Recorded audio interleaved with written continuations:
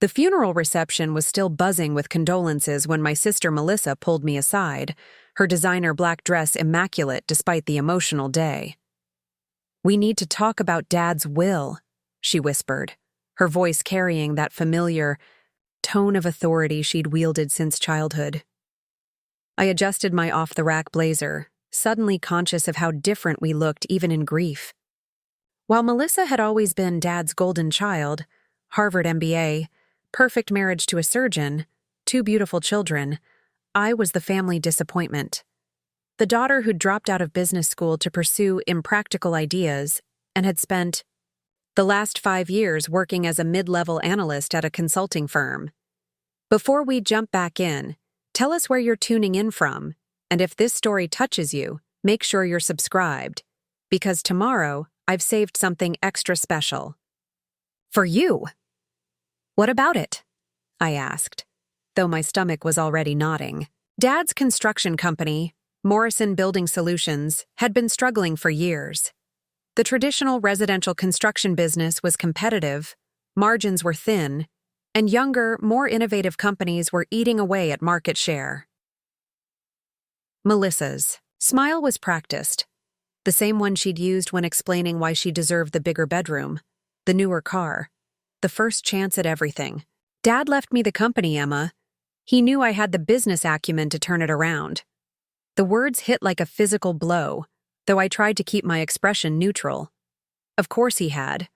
Despite the fact that I'd been the one proposing innovative solutions for years, the one who'd written detailed business plans that Dad had dismissed as too risky or too complicated, I was the one who'd spent weekends at construction sites since I was 12, learning every aspect of the business while Melissa was at cotillion or debate team. "I see," I managed, my voice steadier than I felt. "And what about the rest of us?" "Mom gets the house and a comfortable pension. You get Dad's old truck and $25,000. She paused, studying my reaction. "He also left a note saying he hoped you'd continue working for the company. Under my leadership, of course." Under her leadership? The woman who'd never set foot on a construction site until today's funeral, who thought profit margins were something you discussed at charity board meetings. I'd spent years developing a revolutionary concept for modular, sustainable housing. That could transform the industry, but Dad had always said it was too ambitious for our little company. "That's generous of him," I said quietly, watching Melissa's perfectly manicured fingers adjust her pearl necklace. She'd inherited Mom's jewelry too, naturally. "I know this might be disappointing, Emma, but you have to understand. Dad needed someone with proven business credentials to take over. Someone who understands finance, management, strategic planning." Her tone was gentle but condescending, the same way she'd explained why her perfect SAT scores meant she deserved Dad's college fund while I'd have to take out loans. Preparing and narrating this story took us a lot of time, so if you are enjoying it like this video, it means a lot to us. Now back to the story. What she didn't know was that I'd been secretly working on something that could revolutionize Morrison Building Solutions. For 2 years, I'd been developing relationships with sustainable material suppliers, researching cutting-edge construction techniques, and designing a business model for affordable, eco-friendly modular homes. The market research was done, the financial projections were solid, and several potential investors had expressed interest after seeing my preliminary presentations. But I'd made one crucial mistake. I'd planned to present it to Dad as a joint venture, with me leading the sustainable division while the traditional business continued under his guidance. Now that business belonged to my sister, who probably thought sustainable construction meant using wood instead of steel. "I understand," I said, forcing a smile. "You're absolutely right. Dad always said you had the business mind in the family." Relief flickered across Melissa's face. She'd probably expected an argument, maybe even a legal challenge. Instead, I was giving her exactly what she'd always gotten, my quiet acceptance of her superiority. "I'm so glad you're being reasonable about this," she said, reaching out to squeeze my hand. "And I really do hope you'll stay with the company." We'll need all the help we can get turning things around. As I watched her glide back to accept more condolences, perfectly playing the role of the grieving daughter and responsible new business owner, I made a decision that would change everything. If Melissa wanted to inherit Dad's struggling traditional construction company, she was welcome to it. But the future I'd been building, the sustainable housing revolution that could transform the industry, that belonged to me. Later that evening, I sat in my cramped studio apartment, surrounded by boxes of research, blueprints, and business plans that I'd never shown Dad. The sustainable modular housing concept wasn't just an idea anymore. It was a fully developed business strategy waiting for the right moment to launch. I pulled out my laptop and began reviewing the list of contacts I'd been cultivating. There was Jennifer Park, a venture capitalist who specialized in green technology startups. Marcus Rodriguez, a former client from my consulting firm who'd mentioned his interest in sustainable development projects.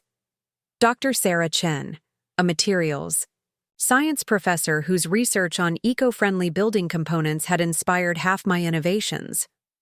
Most importantly, there was David Chen, Sarah's brother and the CEO of EcoBuild Technologies, a rapidly growing company that manufactured sustainable building materials. We'd been in preliminary discussions about a potential partnership for months, but I'd held back because I'd wanted to include Dad's company in the deal. Now I could move forward without those constraints. My phone buzzed with a text from Melissa. Mom wants to have dinner tomorrow to discuss the transition. Can you come by at 6? We should talk about your role in the company. My role in her company. As if I hadn't spent years preparing for this moment. Years developing expertise she couldn't even comprehend. I typed back, "Of course. Looking forward to it." But I wasn't planning to discuss my role in Morrison Building Solutions. I was planning to tender my resignation and announce the launch of my own company, Sustainable Living Solutions. While Melissa inherited Dad's legacy business, I would build the future of housing. The irony was delicious. Dad had always said I lacked focus, that I was too scattered to succeed in business. He'd praised Melissa's MBA and corporate experience while dismissing my hobby projects and research. But all that research, all those dismissed ideas, were about to become the foundation of something revolutionary. I opened my secure file folder and pulled out the business plan I'd been refining for months. Sustainable Living Solutions would specialize in affordable, customizable, modular homes built with cutting-edge, eco-friendly materials. The homes could be constructed 60% faster than traditional builds, cost 30% less, and had a carbon footprint 70% smaller than conventional housing. The market research showed enormous demand. Young families priced out of traditional housing markets, environmentally conscious consumers, even corporations looking for sustainable employee housing solutions. We weren't just offering homes, we were offering a lifestyle revolution. My preliminary financial projections showed profitability within 18 months and the potential for nationwide expansion within 5 years. The investor presentations were ready, the supplier relationships were established, and the initial team was already assembled. A carefully chosen group of architects, engineers, and construction specialists who shared my vision. The only thing I'd been missing was the courage to move forward without Dad's approval. Melissa's inheritance had just given me that courage. As I worked late into the night, refining my launch strategy, I thought about all the family dinners where Melissa had held court, describing her latest corporate achievements while I sat quietly, dismissed as the dreamer who couldn't make it in the real world. All the times Dad had introduced her as my daughter the executive, while I was simply, Emma, she works with computers or something. Tomorrow I would sit through one last family dinner as the grateful younger sister, thankful for whatever. Scraps fell from the golden child's table. But it would be the last time I played that role. Within a week, I would be the CEO of my own company, pursuing a vision that could transform an entire industry. The sustainable housing market was projected to grow 15% annually over the next decade. Traditional construction companies like Morrison, building solutions were struggling to adapt, weighed down by outdated methods and resistance to change.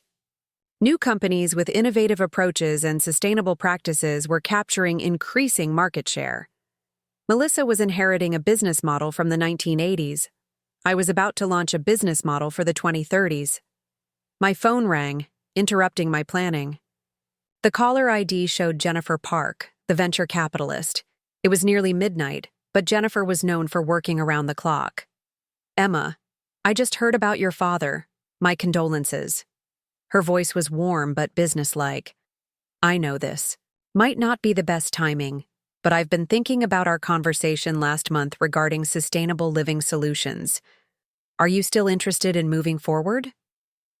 I smiled, looking around at the blueprints and business plans scattered across my apartment. "Actually, Jennifer, the timing might be perfect. I'm ready to schedule a formal presentation." "Excellent. How about next week? I have some colleagues who've been asking about sustainable housing opportunities. This could be exactly what they're looking for." As I hung up the phone, I felt something I hadn't experienced in years: genuine excitement about the future. While Melissa was inheriting the past, I was about to create something entirely new. The next morning brought a flurry of activity as I began implementing my transition plan. First, I called Marcus Rodriguez to schedule a meeting about potential development projects. Then I reached out to David Chen to discuss accelerating our partnership timeline. Each conversation confirmed what my research had already told me: the market was ready for what I was offering. By afternoon, I had 3 investor meetings scheduled, 2 potential client consultations arranged, and a preliminary partnership agreement, drafted with EcoBuild Technologies. The sustainable housing revolution was about to begin, and I would be leading it.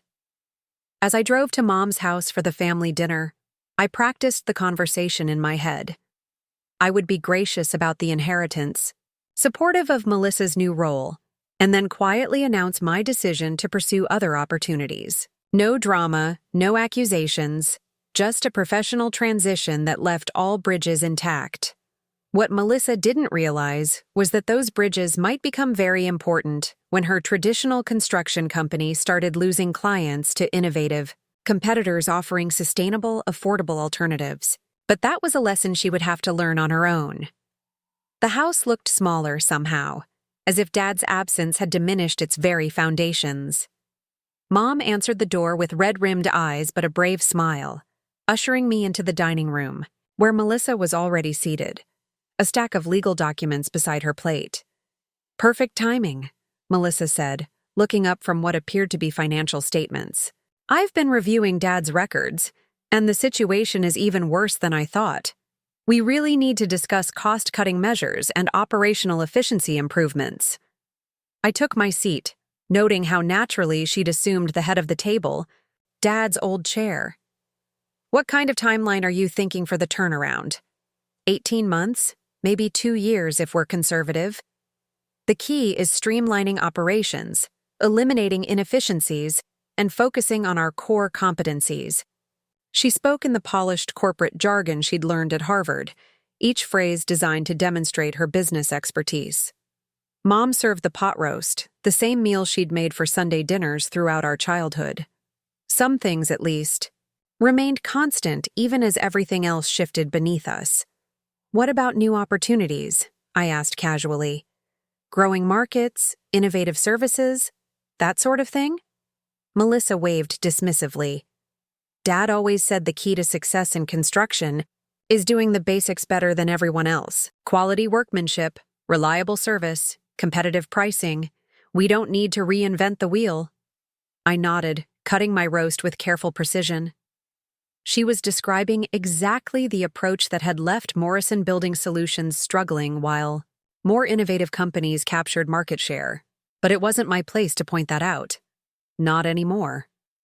"Speaking of opportunities," I said, setting down my fork, "I should probably mention that I've been offered a position with another company, a startup in the sustainable construction space." The silence stretched for several beats. Melissa's Fork paused halfway to her mouth while Mom looked confused. What kind of startup? Melissa asked carefully. Sustainable modular housing. It's an emerging market with significant growth potential. I kept my tone neutral, professional. The opportunity came up suddenly, and I think it might be a good fit for my background. Emma, honey, Mom interjected, are you sure that's wise? Family businesses are so much more secure than startups, and Melissa could really use your help getting established. Melissa was studying me with new intensity, her business instincts apparently recognizing something significant in my announcement. This startup, do they have funding? Established clients? Proven revenue streams? They're in the early stages, but the fundamentals are solid. Strong investor interest, growing market demand, innovative technology. Each word was technically true, even if the they was actually I. It sounds risky, Melissa said finally. And in this economy, taking chances with unproven business models? She shook her head. I really think you'd be better off staying with the family company. At least until we get things stabilized. I smiled, reaching for my water glass. I appreciate the offer, but I think this is the right move for me. The construction industry is changing rapidly, and I want to be part of that evolution. The construction industry changes slowly, Melissa corrected. That's what makes it stable. People will always need buildings, and they'll always prefer proven methods over experimental approaches. She was wrong, of course. The industry was already transforming, driven by environmental concerns, cost pressures, and technological innovations. Companies that failed to adapt would be left behind, regardless of their family legacy or traditional approaches. But I simply nodded and changed the subject, asking about Mom's plans for the house and Melissa's timeline for taking over Dad's office. The rest of the dinner passed in pleasant conversation about logistics and family memories, carefully avoiding any further discussion of business strategy or future plans. As I prepared to leave, Melissa walked me to the door. Emma, I hope you'll reconsider this startup opportunity. Families should stick together, especially during transitions like this. I understand, I replied, giving her a hug that felt like a goodbye. But sometimes you have to follow your own path. She nodded reluctantly. Well, if it doesn't work out, you'll always have a place at Morrison Building Solutions. We're family. Driving home, I reflected on the evening's conversation. Melissa genuinely believed she was offering me security and opportunity by inviting me to work under her leadership. She had no idea that I was walking away from her struggling inherited business to launch what could become the most successful venture in either of our careers. The next week would bring my first investor presentation, my first client meeting, and the official launch of Sustainable Living Solutions. While Melissa inherited Dad's past, I was about to create my own future, one that would ultimately prove which sister truly understood the business of building dreams. The morning after the family dinner, I walked into my consulting firm's office for what would be my last week as an employee. My supervisor, Richard Chen, was already at his desk, nursing his third coffee of the day and reviewing quarterly projections that looked increasingly grim. Emma, perfect timing, he called out as I passed his office. The Hartwell development project needs a complete restructuring analysis. They're hemorrhaging money on construction delays and cost overruns. I paused in his doorway, studying the familiar chaos of his workspace. 6 months ago, I would have jumped at the chance to tackle such a complex problem. Today, it felt like looking backward at a life I was already leaving behind. Actually, Richard, I need to give you my 2 weeks' notice. His coffee mug stopped halfway to his lips. What? Emma, if this is about the promotion that went to Stevens, I can explain. It's not about Stevens. I entered his office and closed the door behind me. I'm starting my own company, Sustainable Construction Consulting with a focus on modular housing solutions. The silence stretched as Richard processed this information. He'd always treated me well, recognizing my analytical abilities even when the firm's partners overlooked me for advancement. but his expression now showed the mixture of surprise and skepticism I'd grown accustomed to whenever I mentioned my ambitious ideas. Emma, consulting is brutal for startups. You need established relationships, proven track records, significant capital reserves. He set down his mug with deliberate care. Maybe we should talk about expanding your role here instead.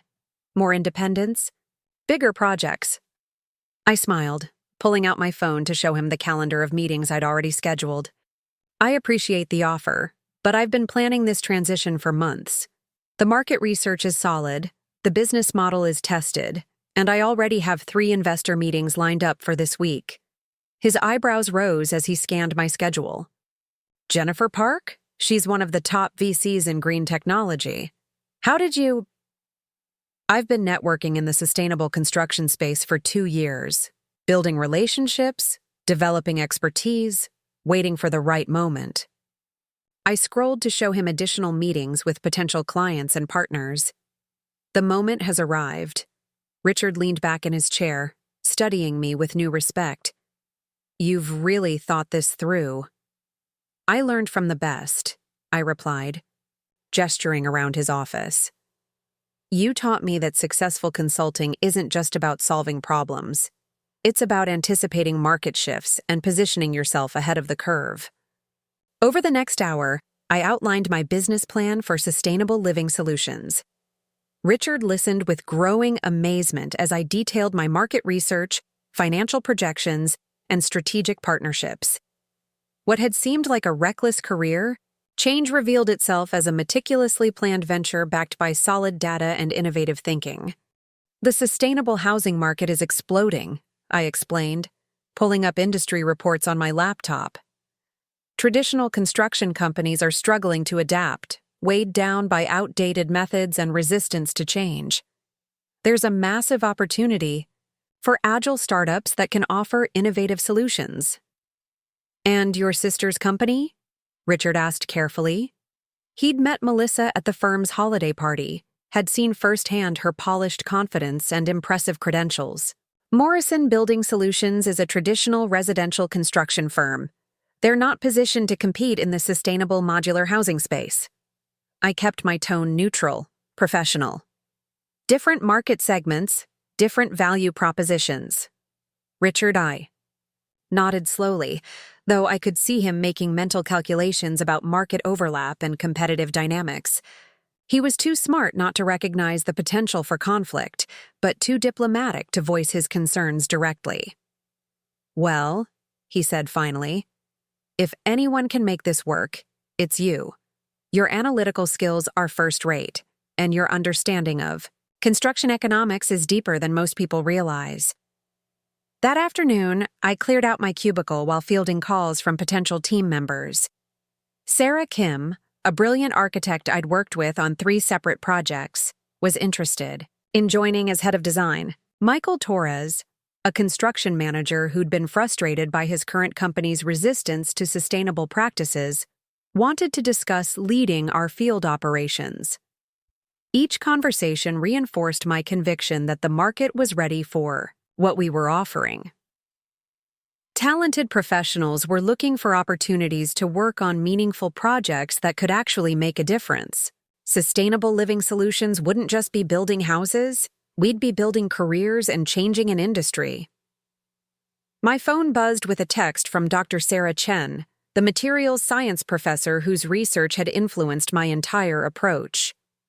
My brother David is very excited about your partnership proposal.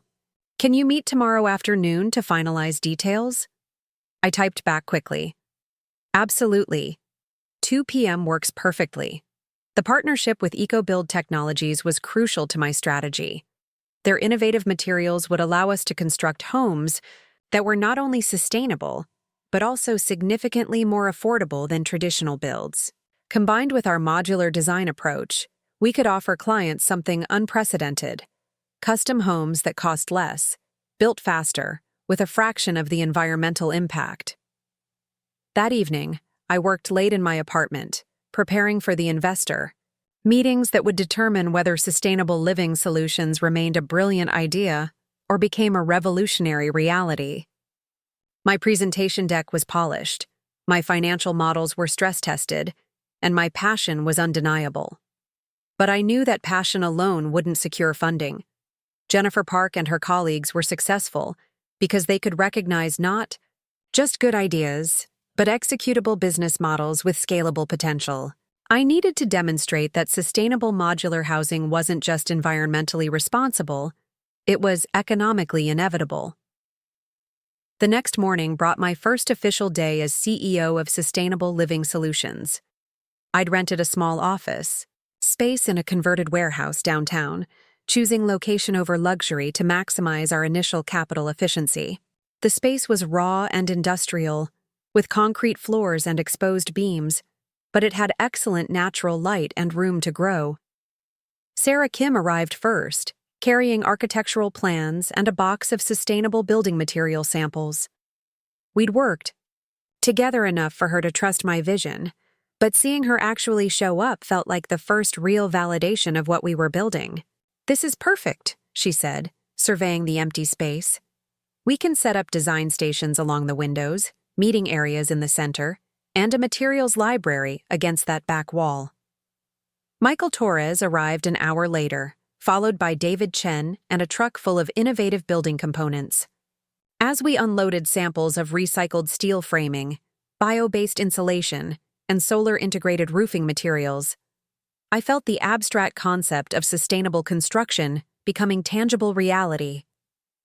"These materials will revolutionize everything," David explained, running his hand along a beam made from recycled plastic and agricultural waste. "Stronger than traditional lumber, completely weather-resistant and carbon-negative to produce." I examined the beam, marveling at how something so revolutionary could feel so solid and familiar.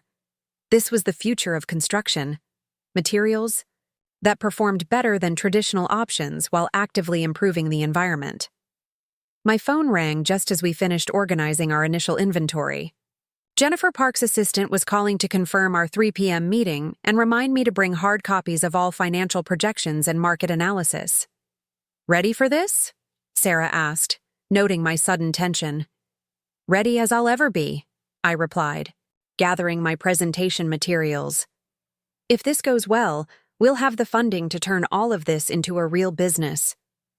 The offices of Green Future Ventures occupied the top 3 floors of a downtown high-rise with panoramic views of the city and an aesthetic that somehow managed to be both luxurious and environmentally conscious. Jennifer Park met me in the lobby, her handshake firm and her attention completely focused. "Emma, thank you for making time on such short notice.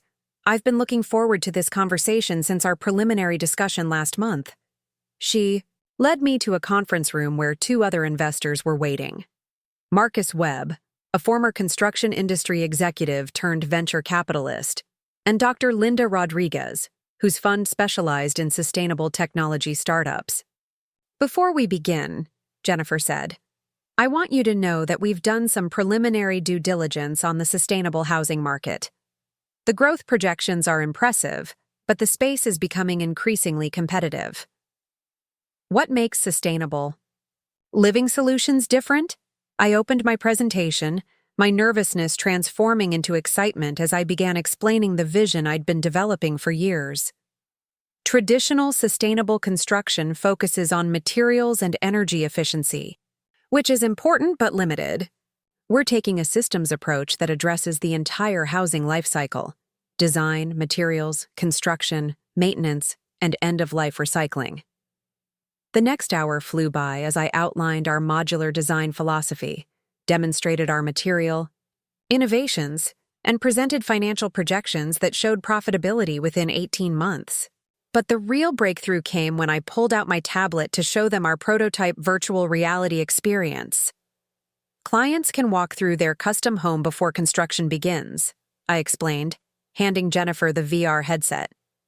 "They can modify layouts, choose materials, see environmental impact calculations in real time, and understand exactly what they're purchasing." I watched Jennifer's expression change as she experienced our virtual showroom, walking through a 3-bedroom modular home that could be constructed in 6 weeks for 30% less than traditional building costs.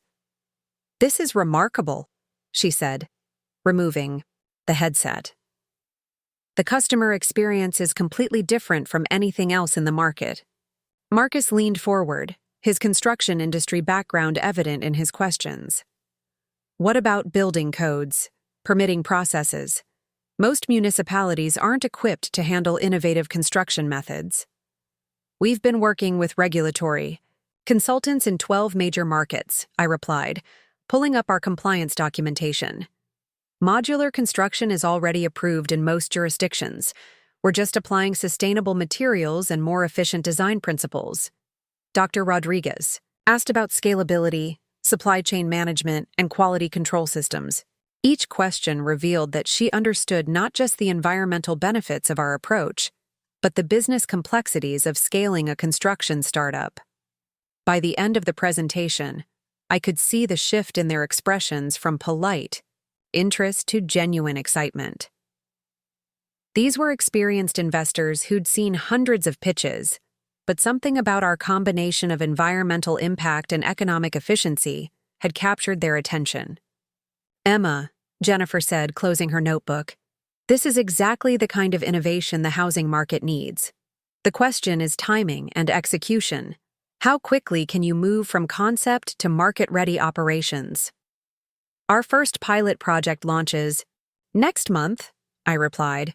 "We have a client who wants a custom sustainable home, all permits are approved, and our construction team is ready to begin. The prototype will serve as a real-world proof of concept for our entire business model." The room fell silent as the investors processed this information. Most startups seeking their level of funding were still months away from actual operations, but we were weeks away from delivering our first product. "Who's the client?" Marcus asked. I smiled, remembering the phone call that had started everything. "Dr. Sarah Chen, the materials science professor whose brother David is our primary supplier. She wants to build a demonstration home that showcases sustainable construction principles for her research. It's perfect for our needs: high visibility, expert client, and built-in case study potential." Jennifer exchanged glances with her colleagues, and I could see them conducting the kind of silent communication that experienced partners develop over years of working together. "We'd like to propose a preliminary term sheet," Jennifer said finally. "Pending successful completion of your pilot project and more detailed due diligence, we're prepared to offer Series A funding of $2 million for 25% equity." The number hit me like a physical force. $2 million would allow us to hire a full team, lease proper facilities, and execute our expansion plan across multiple markets.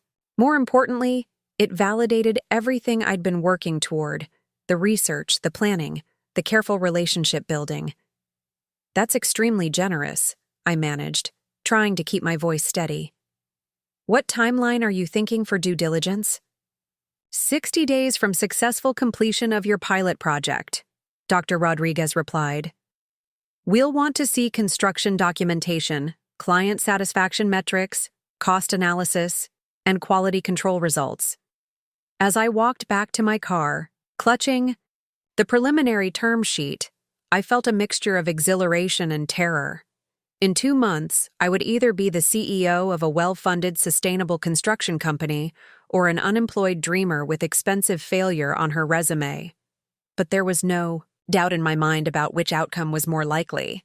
The pilot project would succeed because I'd been preparing for this moment for years. Every detail was planned, every contingency considered, every partnership carefully cultivated. My phone rang as I reached the parking garage. Melissa's name appeared on the screen, and I answered with genuine curiosity about why she might be calling. "Emma, I just heard from Mom that you're starting some kind of construction company?" Her voice carried a mixture of concern and disbelief.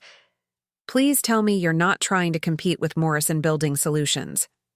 I paused beside my car, looking up at the office building where I'd just secured potential funding for what could become a revolutionary business.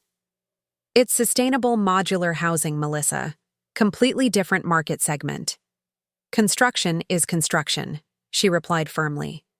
"And starting a company in the same industry as your family business, well, It doesn't look good. People might think there was some kind of conflict about Dad's will. The irony was perfect. Melissa was worried about appearances while I was worried about execution. She was thinking about family politics while I was thinking about market transformation. I appreciate your concern, I said. But this is something I've been planning for years. It's not about the will or the family business. It's about pursuing my own vision. A long pause suggested she was processing implications she hadn't previously considered. Years? Emma, you never mentioned any of this before. There wasn't anything to mention before. Now there is. As I drove home, I reflected on how completely my life had changed in just 1 week. 7 days ago, I'd been the overlooked daughter hoping for recognition in the family business. Now I was the CEO of my own company with million-dollar funding, potential, and a revolutionary product ready for market. The pilot project would begin construction in 3 weeks. By Christmas, we'd have proof that sustainable modular housing wasn't just possible, it was profitable. And by next spring, while Melissa was still struggling to modernize Dad's traditional construction company, I'd be expanding sustainable living solutions into new markets with the backing of major investors. The future I'd been building in secret was finally ready to compete with the legacy she'd inherited. The question was whether the market was big enough for both of us, or if one sister's success would inevitably come at the other's expense. 3 weeks later, I stood on the construction site at 7 a.m., watching our crew begin foundation work for what would become the first sustainable living solutions home. The autumn air was crisp, and steam rose from the coffee cups of workers who were about to make history, even if they didn't know it yet. Michael Torres approached with the morning's progress report, his hard hat slightly askew, and his expression focused. Ground prep is complete, utilities are connected, and the first modular components arrive this afternoon. We're actually running 6 hours ahead of schedule. I smiled, reviewing the timeline on my tablet. Traditional construction would have required another week just for foundation curing, but our innovative approach allowed us to begin assembly while the specialized foundation materials set. Every efficiency multiplied our competitive advantage. Any issues with the building inspector? I asked, remembering the skeptical expression on his face during yesterday's preliminary review. He's impressed despite himself, Michael replied. Keeps asking questions about the materials and structural integrity. I think he's genuinely curious about how this all fits together. Dr. Sarah Chen emerged from the construction trailer, her professor's precision evident in how she documented every step of the process. This wasn't just her future home. It was a research project that would validate sustainable construction principles for academic and industry audiences. Emma, the thermal efficiency measurements are exceeding our projections, she called out, waving a tablet filled with data. The bio-based insulation is performing 20% better than our laboratory tests predicted. I walked over to review her findings, noting how real-world conditions were actually improving our material performance. This kind of unexpected benefit would be crucial evidence for investor presentations and future client proposals. What about cost tracking? I asked, knowing that our financial projections depended on accurate cost control. Sarah pulled up another spreadsheet, her academic thoroughness evident in the detailed breakdowns. Labor costs are 15% below estimates due to the modular assembly efficiency. Material costs are exactly on target. Overall, we're tracking 12% under budget with superior performance characteristics. As I absorbed these numbers, my phone buzzed with a text from Jennifer Park.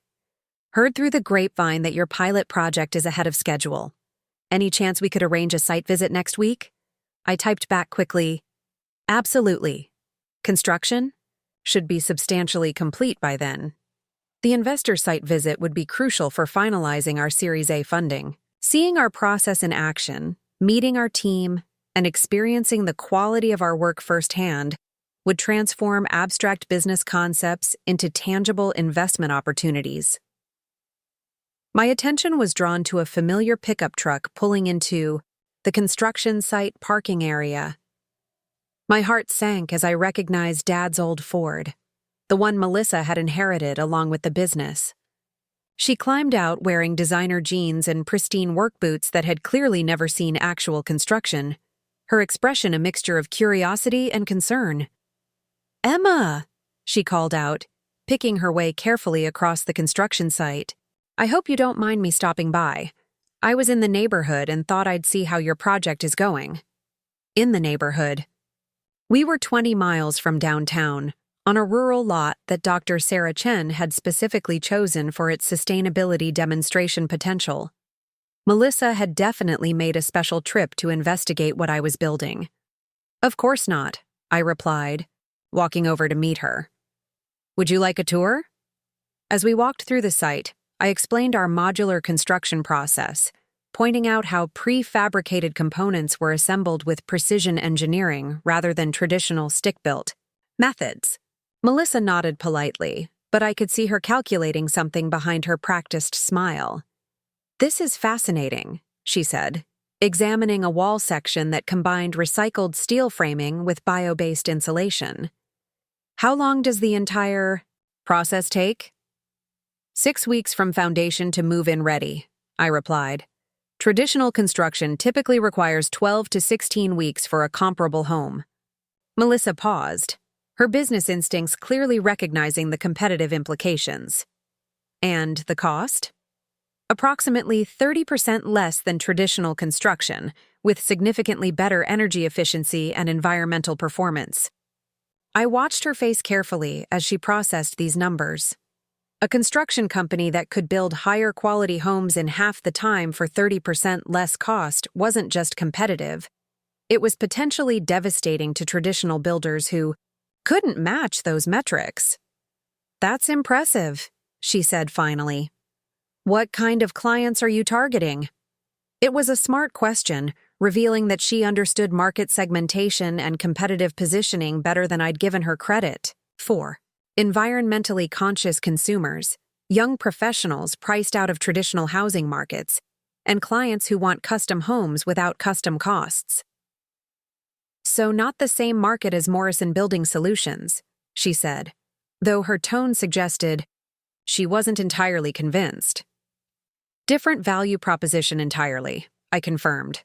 "We're targeting innovation-focused clients who prioritize sustainability and efficiency. Traditional builders serve clients who prefer established methods and conventional approaches." Melissa nodded, but I could see her mental wheels turning. She was smart enough to recognize that market segments weren't as separate as I was suggesting, and that a successful, sustainable construction company could eventually expand into traditional markets with devastating competitive advantages. Michael approached us, his radio crackling with updates from the crew. "Emma, the second-floor components are ready for installation. We should have the roof system in place by end of day." "Excellent," I replied, then turned to Melissa. "Would you like to see the assembly process? It's pretty remarkable how quickly everything comes together."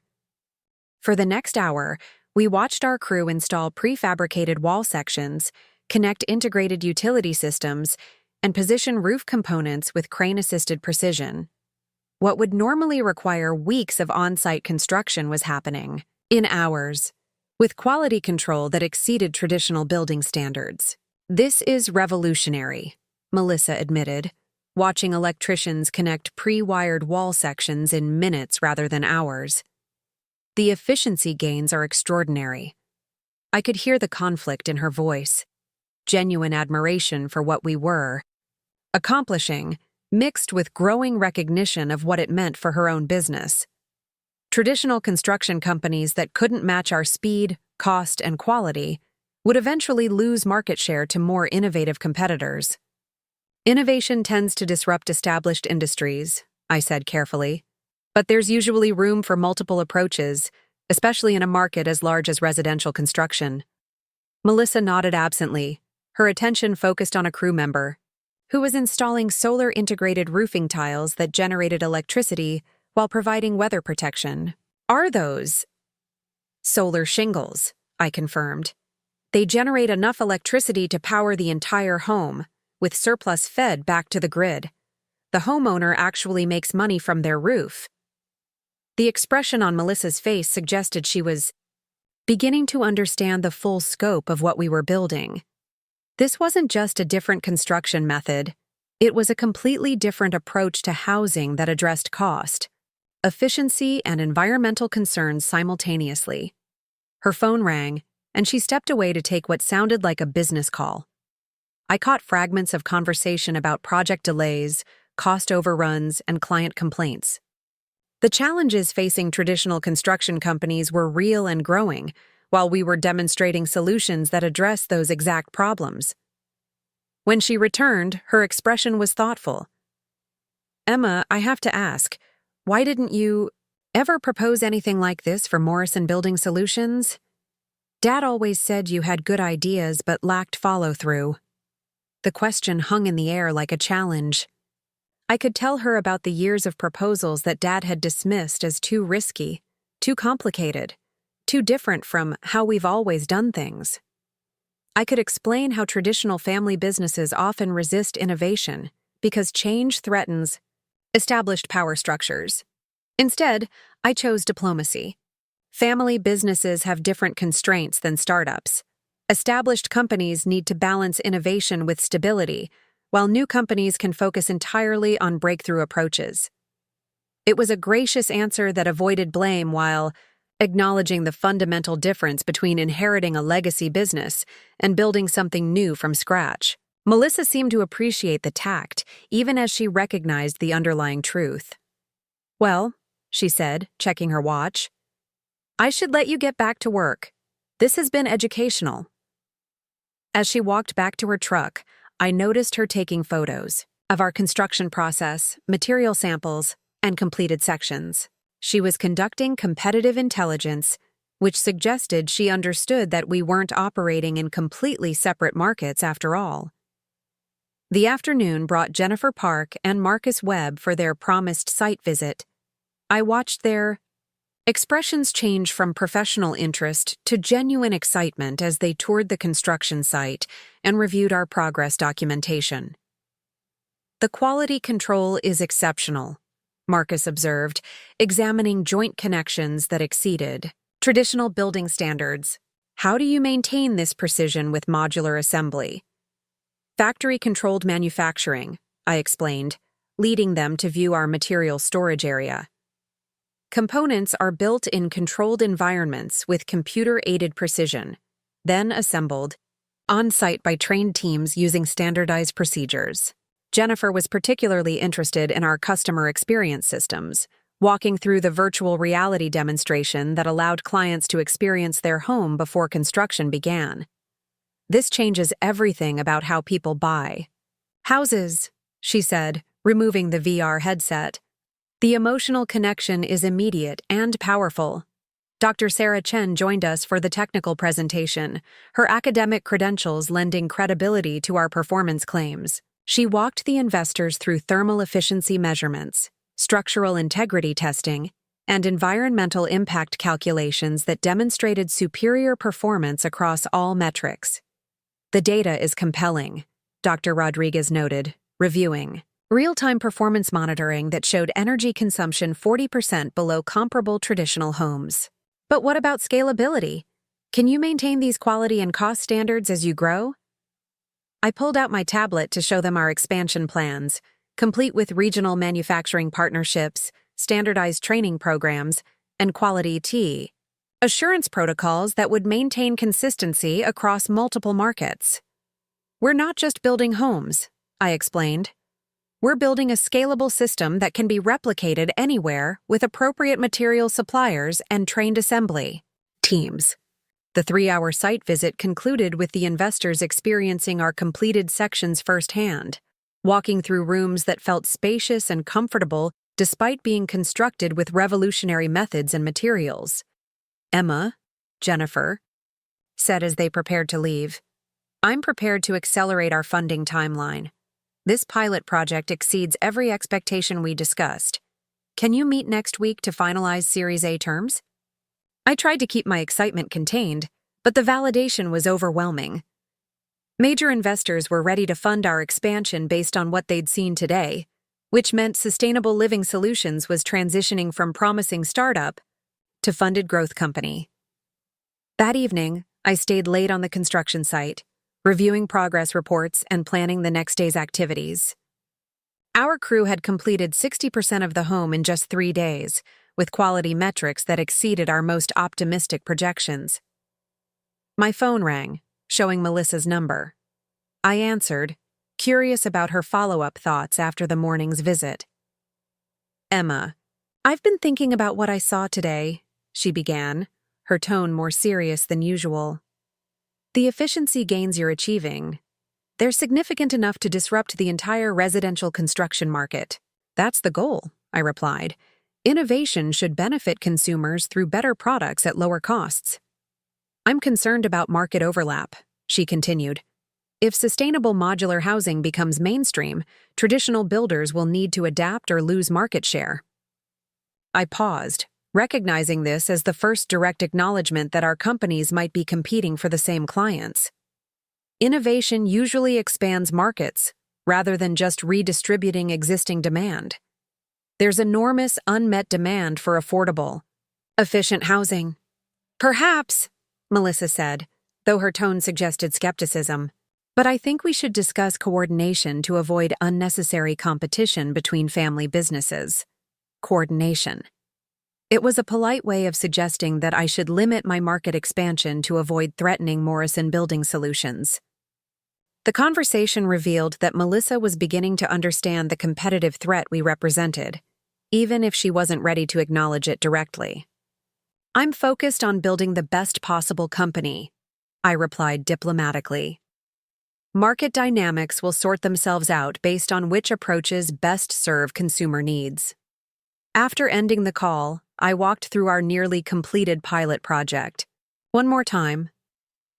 In 3 more days, Dr. Sarah Chen would have a move-in ready home that demonstrated the future of residential construction. In 2 weeks, we'd have Series A funding to expand across multiple markets. In 6 months, we'd be competing directly with every traditional construction company that couldn't match our performance, including Morrison Building Solutions. The foundation we were laying wasn't just for Dr. Chen's house, it was for an entirely new approach to housing that would eventually challenge every assumption about how homes should be built, sold, and lived in.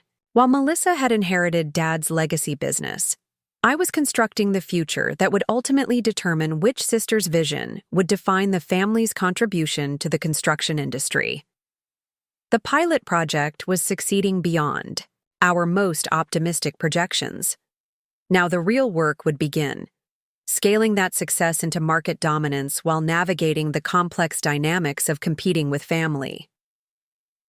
As I locked up the construction trailer and headed home, I could already envision our next phase of growth. Multiple construction sites, expanded manufacturing partnerships, national market presence, and the kind of revenue growth that would transform Sustainable Living Solutions from promising startup to industry leader. The question was whether the market would be big enough for both sisters to succeed, or if one company's revolutionary approach would inevitably displace the other's traditional methods. Based on what I'd seen today, I suspected I already knew the answer. The call came at 6:47 a.m. on a Tuesday morning, jolting me from the deep sleep of someone who'd finally stopped worrying about whether their life's work would succeed. Jennifer. Park's voice carried an energy that made me instantly alert. "Emma, congratulations. The partners voted unanimously. We're prepared to offer $3 million for 22% equity, with accelerated funding tranches based on milestone achievement." I sat up in bed, my mind struggling to process numbers that exceeded our most optimistic projections. $3 million represented not just validation, but the resources to execute our expansion plan across 6 major metropolitan markets simultaneously. That's incredible, Jennifer. When can we finalize the paperwork?" "This afternoon, if you're available. Marcus has already drafted the term sheet, and our legal team can have final documents ready by Thursday. We want to move quickly. Sustainable construction is heating up, and first mover advantage will be crucial." As I hung up the phone, I realized that sustainable living solutions had just crossed the threshold from startup to serious business. $3 million in funding would allow us to hire the team we needed, secure the manufacturing partnerships we'd identified, and establish operations in markets where demand for sustainable housing was exploding. I showered and dressed with unusual care, choosing the navy suit I'd worn to my first investor presentation. Today felt like a day that would define everything that followed, and I wanted to look like someone worthy of $3 million in venture capital. The drive to Green Future Ventures gave me time to process the magnitude of what was happening. 6 months ago, I'd been the overlooked daughter asking for recognition in a family business that saw no value in my ideas. Today, I was about to become the CEO of a well-funded company with revolutionary potential. The signing ceremony was surprisingly informal. Just Jennifer, Marcus, Dr. Rodriguez, and their legal counsel around a conference table overlooking the city. As I signed document after document, each signature felt like a commitment, not just to investors, but to everyone who'd believed in what we were building. To disrupting an industry that desperately needs disruption, Jennifer toasted, raising her coffee cup after the last signature was complete. The afternoon was spent planning our expansion timeline. With adequate funding secured, we could accelerate every aspect of our growth strategy. Regional manufacturing partnerships that would have taken months to negotiate could be expedited with upfront capital commitments. Hiring plans that we'd stretched over 2 years could be compressed into 6 months. The key is maintaining quality while scaling rapidly, Marcus emphasized, reviewing our operational projections. Construction is unforgiving, one high profile. Failure can destroy years of reputation building. I nodded, pulling up our quality assurance protocols on my tablet. That's why we're partnering with established manufacturers rather than building our own facilities. We get proven expertise while maintaining control over specifications and standards. Dr. Rodriguez asked about intellectual property protection, competitive response, and market penetration strategies. Each question revealed the sophisticated thinking that had made her fund successful, and each answer demonstrated the thoroughness of our preparation. "What about family business considerations?" she asked finally. "Your sister's company operates in related markets. How do you plan to manage potential conflicts?" It was the question I'd been expecting and dreading. Morrison Building Solutions focuses on traditional residential construction for established markets. We're targeting innovation-focused consumers who prioritize sustainability and efficiency. Different value propositions, different customer bases. Jennifer exchanged glances with her colleagues, suggesting they'd already discussed this potential complication. "Family business dynamics can be complex," she observed diplomatically. "We just want to ensure that personal relationships don't interfere with business execution." "They won't," I replied with more confidence than I felt. Professional success speaks for itself, regardless of family connections. As I left the Green Future Ventures offices with a signed funding agreement and wire transfer authorization in my briefcase, my phone was already buzzing with messages from team members eager to learn about our funding results. Sarah Kim had texted about 3 potential new hires. Michael Torres wanted to discuss equipment purchases, and David Chen was asking about expanding our material supply partnership. The momentum was building exponentially, each success creating opportunities for additional growth. But success also meant visibility, and visibility meant that Melissa would soon understand exactly what kind of competitive threat I represented. That realization proved prophetic when I arrived at our office to find Melissa's Mercedes parked outside, its pristine exterior contrasting sharply with the industrial aesthetic of our converted warehouse space. She was sitting in the small reception area, scrolling through her phone with the patient expression of someone accustomed to getting what she wanted through persistence. "Emma, I hope you don't mind the surprise visit," she said, standing as I entered. "I was hoping we could have a private conversation about our respective businesses." I led her to my office, noting how her gaze cataloged every detail of our growing operation. The architectural plans covering one wall, the material samples organized by application, the expansion maps marking our target markets, everything told the story of a company preparing for rapid growth. "This is quite impressive," she said, settling into the chair across from my desk. "You've obviously put considerable thought into scaling your operations." "Thank you. We're fortunate to have investors who share our vision for sustainable construction." I kept my tone neutral, professional, curious about her agenda, but not eager to reveal information she might use competitively. Melissa opened the leather portfolio she'd carried in, removing what appeared to be a formal business proposal. "That's actually what I wanted to discuss. I've been thinking about ways our companies might collaborate rather than compete." She slid the document across my desk, its cover page reading, "Strategic Partnership Proposal, Morrison Building Solutions and Sustainable Living Solutions." I scanned the executive summary, noting language about complementary capabilities, market coordination, and family business synergies. "What kind of partnership are you envisioning?" I asked, though the proposal's terms were already becoming clear as I read. Morrison Building Solutions would handle traditional construction projects, while Sustainable Living Solutions would focus on specialized sustainable housing. We'd coordinate marketing efforts, share certain overhead costs, and avoid duplicative client outreach. It was elegantly presented, professionally formatted, and completely unacceptable. What Melissa was proposing was market division that would limit our growth potential while protecting her traditional business from innovative competition. She wanted to contain my success within boundaries that preserved her inherited advantages. "This is interesting," I said, continuing to read while considering my response. "What prompted you to think about partnership opportunities?" "Family businesses should support each other," she replied, though her tone suggested more pragmatic motivations. "And honestly, after seeing your pilot project, I'm concerned about unnecessary competition between us." Unnecessary competition. The phrase revealed everything about how she viewed our relationship. From her perspective, my success was unnecessary because it threatened her inherited position. She was offering partnership as an alternative to the competitive conflict she saw coming. "I appreciate the thought you've put into this," I said, closing the proposal. "But Sustainable Living Solutions is focused on rapid market expansion across multiple segments. Partnership constraints might limit our growth potential." Melissa's expression tightened almost imperceptibly. "Emma, I think you might be underestimating the challenges of scaling a construction business.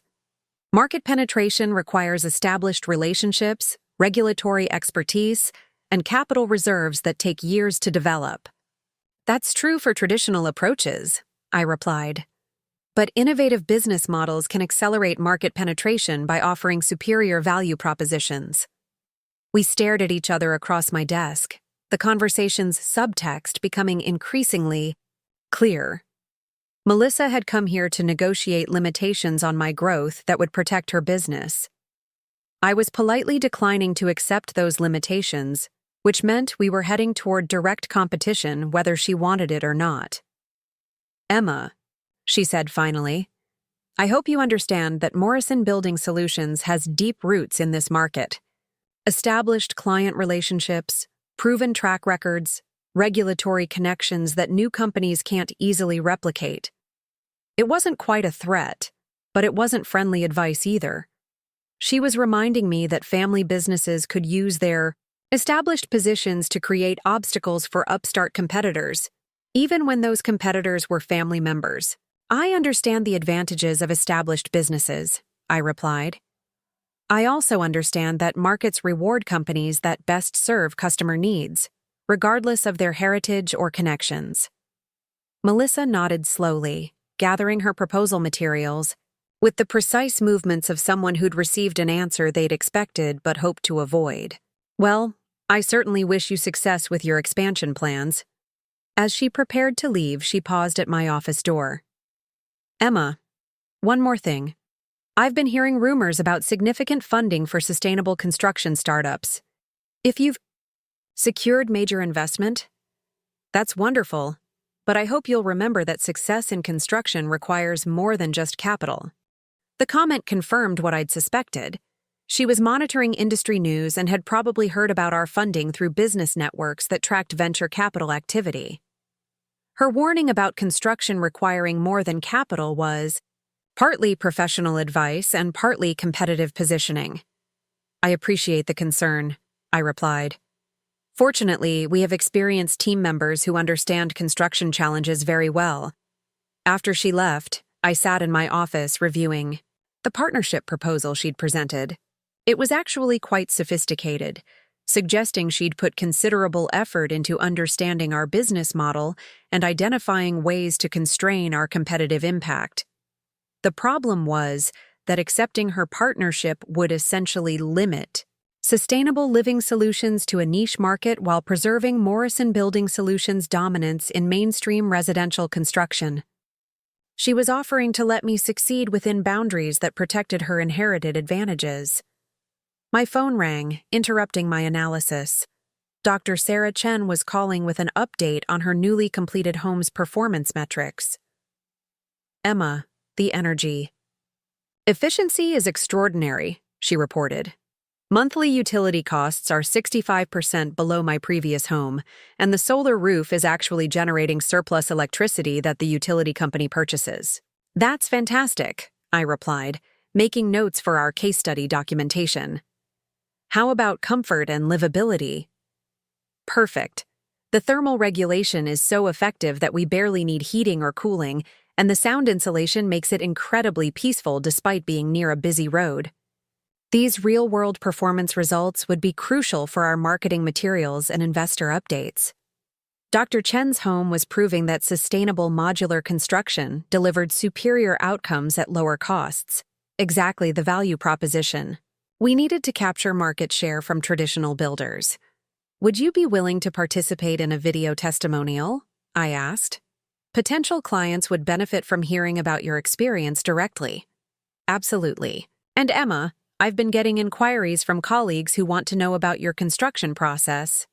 There's definitely demand in the academic community for housing that aligns with environmental values."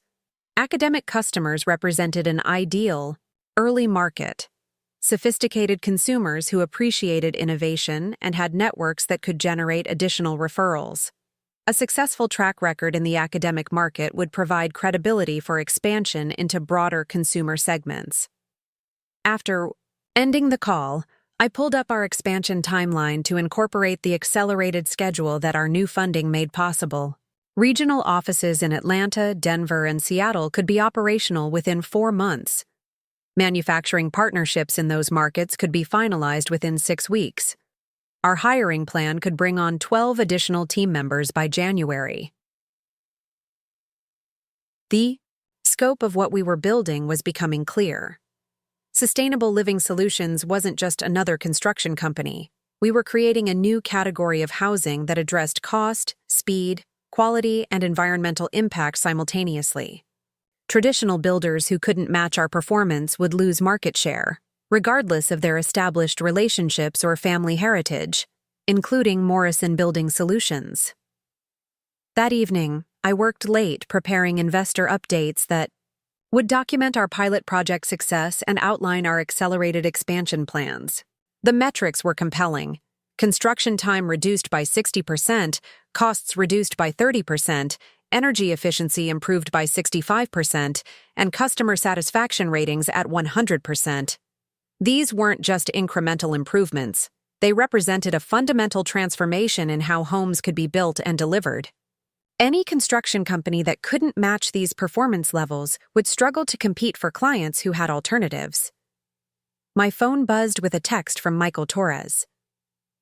"Local news wants to interview about innovative construction. Channel 7 at 10 tomorrow?" Media attention would bring both opportunities and challenges. Positive coverage would generate client interest and recruit talented team members, but it would also alert competitors to our growing success and capabilities. I typed back, "Confirm it. Time to tell our story."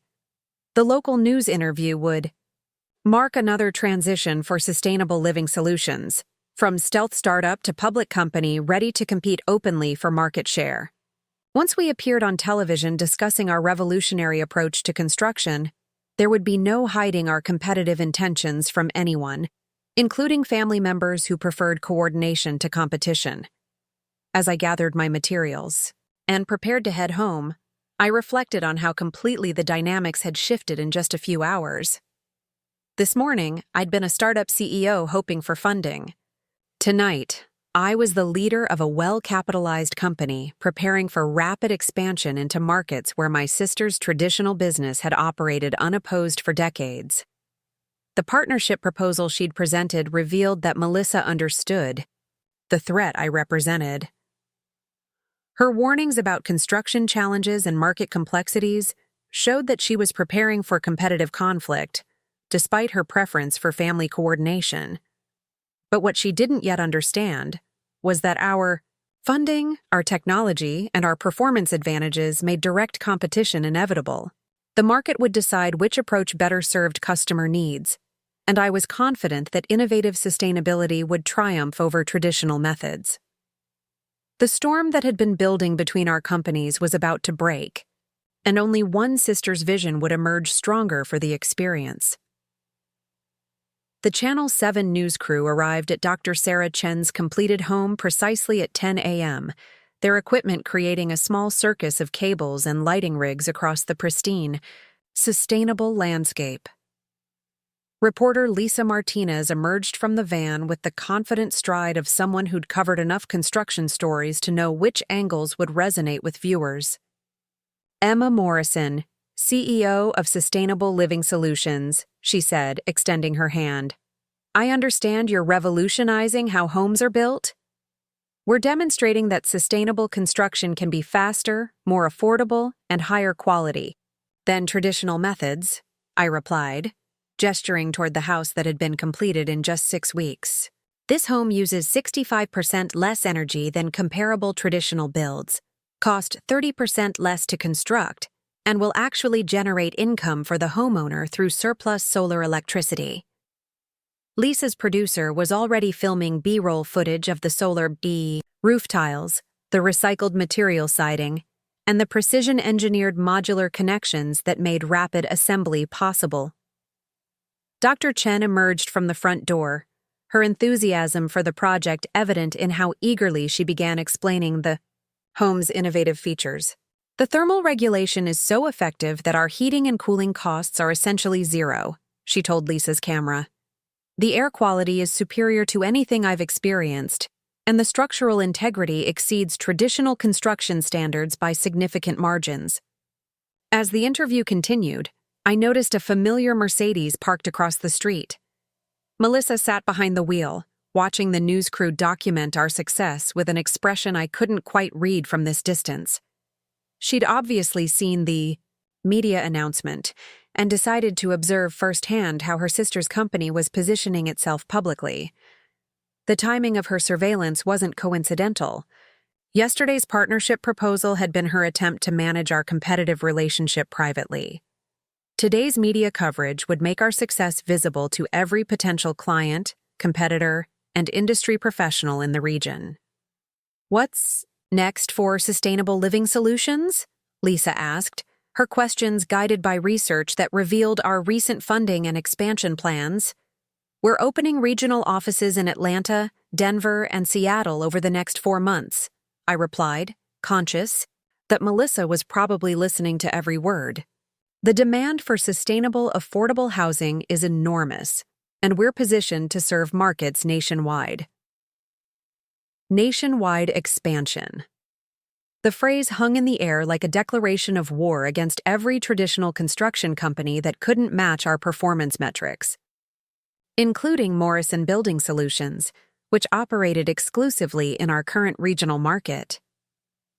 After the news crew packed up their equipment and departed, I walked across the street to where Melissa remained parked, clearly processing what she'd observed. She rolled down her window as I approached, her expression a careful mixture of sisterly concern and competitive assessment. That was quite a presentation, she said, her tone neutral, but her eyes calculating. National expansion is ambitious for such a young company. The market opportunity is significant, I replied, leaning against her car door. Sustainable housing demand is growing 20% annually, and traditional builders aren't positioned to capture that growth. Melissa nodded slowly, as if confirming suspicions she'd already formed. Emma, I need to ask directly, are you planning to compete for clients that Morrison Building Solutions has traditionally served? It was the question that had been building for weeks, the direct acknowledgement that our companies were moving toward inevitable conflict. I could deflect with talk about different market segments and complementary approaches, but we'd moved beyond polite fiction into territory that required honest answers. We're planning to compete for any clients who value innovation, sustainability, and superior performance, I said. If those happen to be clients that traditional builders have served in the past, then yes, we'll be competing. The silence stretched between us, filled with years of family history and the growing recognition that business success might require choosing between sisterly loyalty and competitive advantage. I see, Melissa said finally. Then I suppose we should both focus on serving our respective clients as effectively as possible. It was a diplomatic way of acknowledging that the gloves were coming off. No more partnership proposals, no more coordination discussions, no more pretense that our companies could coexist without competing. We were now officially rivals, regardless of our family relationship. May the best company win, I replied, stepping back from her car. As Melissa drove away, I reflected on how completely our dynamic had shifted. 3 months ago, she'd been the successful sister offering me a position in her inherited company. Today, she was watching my media coverage and trying to assess the competitive threat I represented to her business legacy. That afternoon brought the first tangible evidence of our media impact. Our phone rang constantly with inquiries from potential clients who'd seen the morning news coverage. Sarah Kim fielded calls from architects interested in partnership opportunities, while Michael Torres scheduled consultations with clients wanting sustainable custom homes. 12 qualified leads since the broadcast, Sarah reported, reviewing her call log.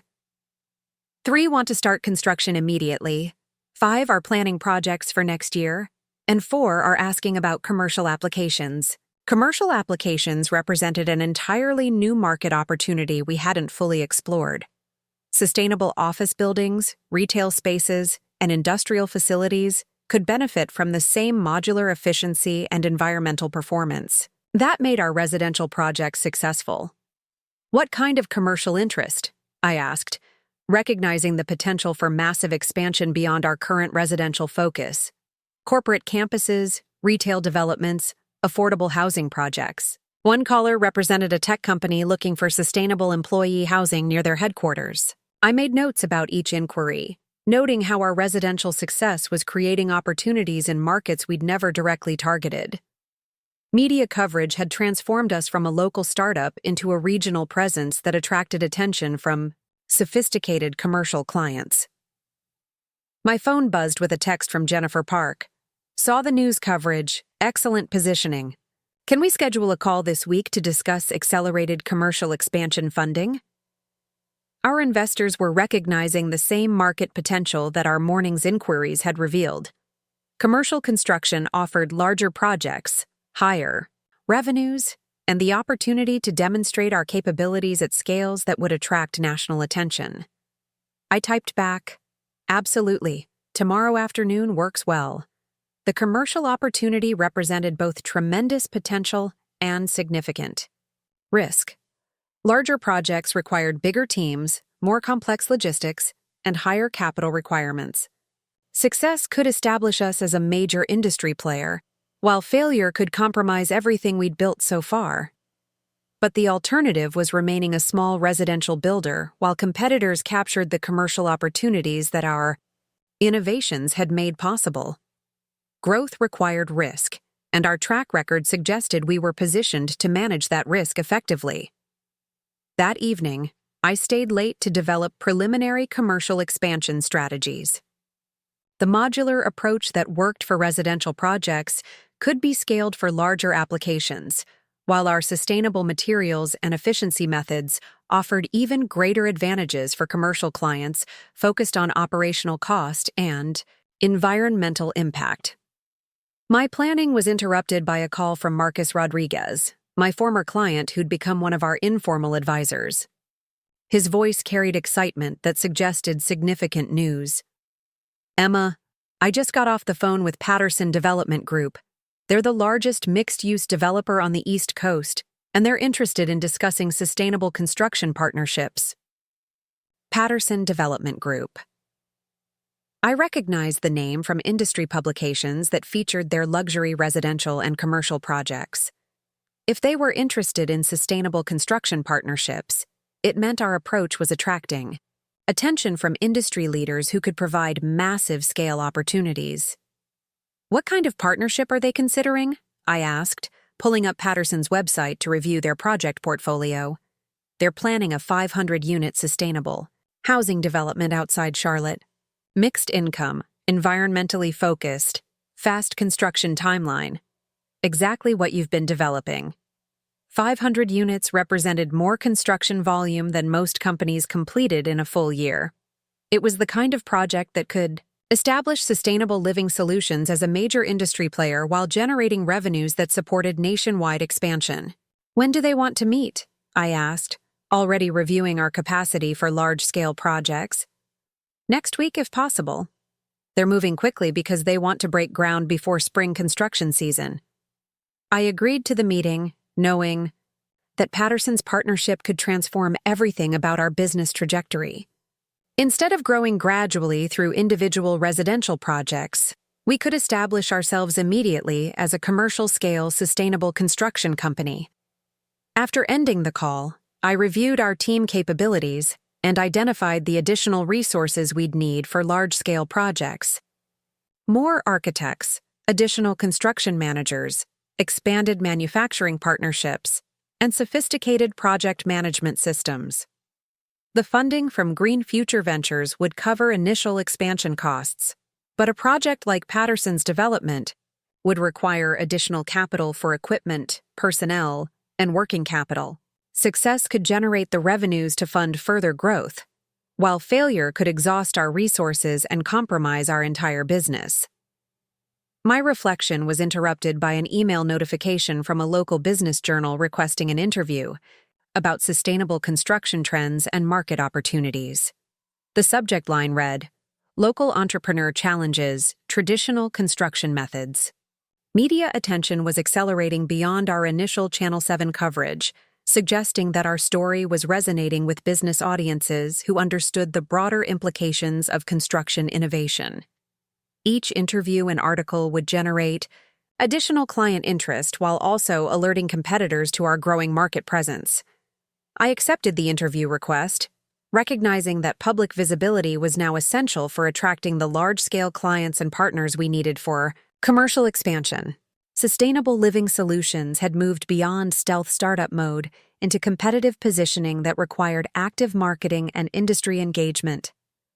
As I prepared to leave the office, my phone rang with a call from Mom. Her voice carried the tentative tone of someone trying to navigate family dynamics complicated by business competition. "Emma, honey, I hope things are going well with your company. I saw you on the news this morning." "Thanks, Mom. The response has been very positive." "That's wonderful, dear. Melissa mentioned that you two had discussed some kind of business partnership." I paused, recognizing that Melissa had probably presented her perspective on our partnership conversation without mentioning that her proposal had been designed to limit my competitive growth. "We explored some possibilities," I replied diplomatically. "But our companies have different strategic directions that don't align well for partnership." "Oh," Mom's disappointment was evident. "I just hoped that family businesses could support each other rather than compete." It was the conversation I'd been dreading. Mom trying to maintain family harmony while her daughter's companies moved toward direct competition. There was no easy way to explain that Melissa's partnership proposal had actually been an attempt to constrain my success. Sometimes the best way to support each other is by each building the strongest possible company, I said. Success isn't a zero-sum game. I suppose you're right, Mom replied, though her tone suggested continued concern about family dynamics. I just worry about business disagreements affecting family relationships. After ending the call, I sat in my empty office considering the growing complexity of navigating family relationships while building a competitive business. Melissa and I were moving toward market conflict that could strain our personal relationship, regardless of our professional courtesy. But the alternative was accepting limitations on my company's growth to preserve family harmony, essentially sacrificing my business potential to protect Melissa's inherited advantages. That wasn't fair to our investors, our team members, or the clients who would benefit from our innovations. As I gathered my materials and prepared to head home, I reviewed the day's developments. Media coverage that generated 12 qualified leads, commercial opportunities that could transform our scale, investor interest in accelerated expansion, and family dynamics that were becoming increasingly complicated. The trajectory was clear. Sustainable Living Solutions was transitioning from promising startup to serious competitor that would challenge every traditional construction company's market position. Our performance advantages were too significant to remain hidden, and our growth potential was too substantial to be constrained by family considerations. Tomorrow would bring new client inquiries, additional media interest, and continued preparation for the commercial opportunities that could establish us as an industry leader. While Melissa inherited Dad's traditional construction business, I was building the future that would ultimately determine which sister's vision defined success in sustainable construction. The war for market dominance was about to begin in earnest, and I intended to win it.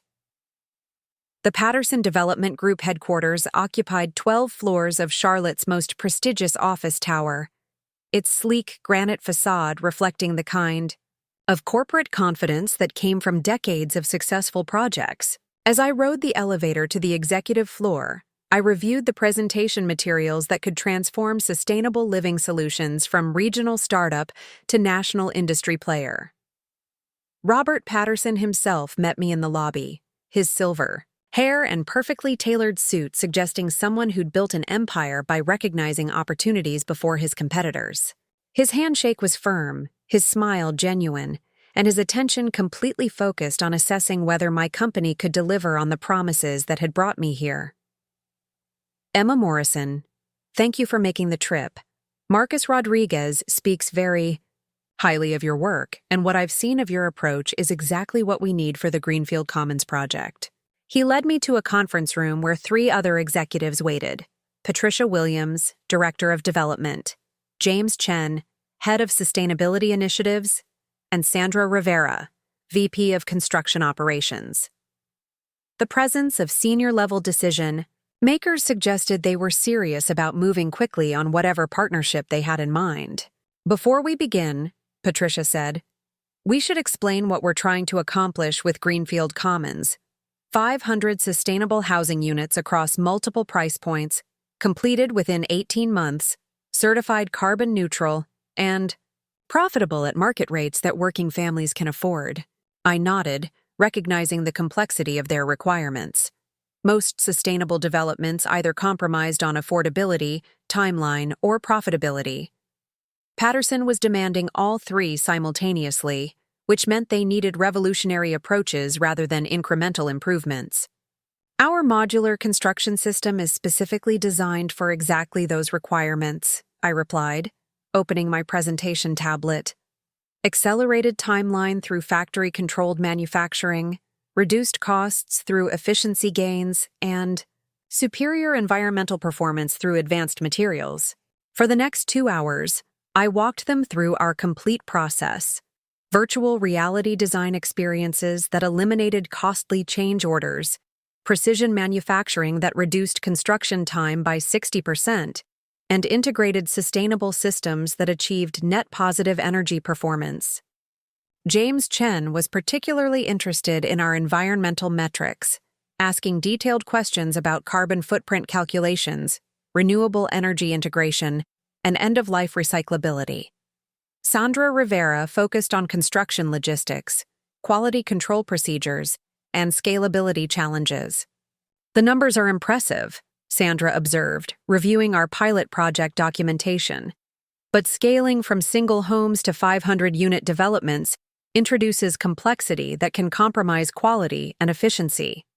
That's why we've been developing partnerships with regional manufacturers, I explained, pulling up our supply chain documentation. Factory-controlled production maintains consistency while distributed manufacturing reduces transportation costs and delivery timelines. Patricia leaned forward, her expression indicating we'd reached the crucial decision point. Emma, if we moved forward with this partnership, what kind of timeline could you guarantee for project completion? 18 months from groundbreaking to final unit delivery, I replied confidently. Our modular approach allows multiple units to be manufactured simultaneously while site preparation proceeds in parallel. The room fell silent as the executives exchanged glances that suggested they were conducting the kind of silent communication that experienced teams develop over years of working together. We're prepared to offer you the Greenfield Commons project, Robert Patterson announced finally. 500 units, $150 million total project value, with performance bonuses for early completion and sustainability metric achievement. $150 million. The number hit me like a physical force, representing more revenue potential than most construction companies generated in multiple years. Success on this project would establish Sustainable Living Solutions as a major industry player, while providing the capital to fund nationwide expansion. What timeline are you considering for contract finalization? I asked, trying to keep my voice steady despite the magnitude of what was being offered. 2 weeks, Patricia replied. We need signed agreements and construction commencement by the 1st of next month to meet our completion deadlines. 2 weeks to finalize contracts for the largest project in our company's history. The timeline was aggressive, but the opportunity was extraordinary. Success could transform everything about our business trajectory, while failure could compromise our reputation and financial stability. We'll need to expand our team significantly, I said, reviewing the resource requirements in my head. Additional architects, construction managers, quality control specialists, and manufacturing partnerships. We understand, Robert replied. Patterson works with contractors who can scale rapidly for large projects. We're prepared to provide advance funding for team expansion and equipment acquisition. The meeting concluded with handshakes, preliminary timeline discussions, and promises to exchange detailed contract proposals within 48 hours. As I walked back to my car, I felt a mixture of exhilaration and terror at the magnitude of what we were undertaking. The drive back to our office gave me time to process the implications of Patterson's offer. $150 million in revenue would require hiring dozens of team members, establishing manufacturing partnerships across multiple states, and executing construction logistics at a scale we'd never attempted. But it also represented validation of everything we'd been building. Major developers were recognizing that sustainable modular construction offered superior value propositions that traditional builders couldn't match. Success on Greenfield Commons would generate the case studies and industry credibility to capture additional large-scale projects. I called Jennifer Park from the car, using hands-free technology to update her on Patterson's offer while navigating traffic back to the city. $150 million, she repeated, her excitement evident despite her usual professional composure. Emma, that's extraordinary validation of your business model. How do you feel about the execution requirements? Challenging but manageable, I replied. We'll need additional funding for team expansion and equipment, but the project structure provides advance payments that should cover most requirements. Let's schedule a meeting tomorrow, Jennifer said. If you're comfortable with the project scope, we may want to discuss bridge funding for rapid scaling. Bridge funding from our investors would provide the working capital to hire talent and establish partnerships while Patterson's advance payments were being processed. The combination would give us the resources to execute the project successfully while maintaining financial stability. That afternoon, I called an emergency team meeting to discuss Patterson's offer and our scaling requirements. Sarah Kim, Michael Torres, and David Chen gathered in our conference room, their expressions revealing excitement mixed with recognition of the massive challenge we were considering. 500 units in 18 months, Michael said, reviewing the project timeline. That's unprecedented scale for modular construction. We'll need to essentially reinvent our operations procedures. Sarah was already sketching organizational charts that showed how our current team of 8 people would need to expand to over 50 within 6 weeks. The design coordination alone will require dedicated project managers for each phase of construction. David Chen reviewed our material supply requirements, calculating the manufacturing capacity we'd need from multiple regional partners. This will stretch every sustainable material supplier on the East Coast. We'll need backup sources and alternative specifications for critical components. Despite the challenges, the energy in the room was electric. Everyone recognized that Patterson's project represented the kind of breakthrough opportunity that could establish us as industry leaders while providing the resources to execute our most ambitious growth plans. What about competition? Sarah asked. Other sustainable builders are going to be interested in projects this scale. It was a crucial question that I'd been considering throughout the drive back from Charlotte. Large projects attracted attention from every construction company capable of bidding, including traditional builders who might partner with sustainable material suppliers to compete for development contracts. Patterson chose us based on our integrated approach and proven performance, I replied. But we'll need to execute flawlessly to maintain their confidence and generate the case studies that attract additional large-scale clients. The meeting continued for 3 hours as we outlined hiring plans, partnership requirements, and operational procedures that would allow us to deliver 500 homes without compromising the quality standards that had attracted Patterson's interest. My phone buzzed with a text message as we were finalizing our expansion timeline. Melissa's name appeared on the screen. Heard through industry contacts about a large sustainable development project. Hope you're not overextending. Her message revealed that news of our Patterson opportunity was already circulating through construction industry networks. Melissa's sources had probably heard rumors about the project and recognized that Sustainable Living Solutions was positioning for major growth. I typed back, "Thanks for the concern. Everything is manageable." But her text also reminded me that industry visibility came with competitive risks. Traditional construction companies that learned about our large-scale projects might begin developing their own sustainable capabilities to compete for similar opportunities. That evening, I worked late developing detailed operational plans for the Patterson project. Hiring timelines, manufacturing partnerships, quality control procedures, and financial management systems that would allow us to execute successfully while maintaining the innovation standards that had attracted Patterson's attention. My planning was interrupted by a call from Marcus Rodriguez, whose introduction had led to this extraordinary opportunity. His voice carried excitement that suggested additional developments. "Emma, I just wanted to congratulate you on landing Patterson. That's a career-defining project for any construction company." "Thank you, Marcus. Your introduction made all the difference." "Actually, that's why I'm calling. Word about your Patterson contract is spreading through development circles, and I'm getting inquiries from other major developers who are interested in sustainable construction partnerships." Additional inquiries from major developers. The Patterson project was apparently generating secondary opportunities as other companies recognized the market demand for sustainable modular construction. Success could create a pipeline of large-scale projects that would establish us as the dominant player in sustainable development.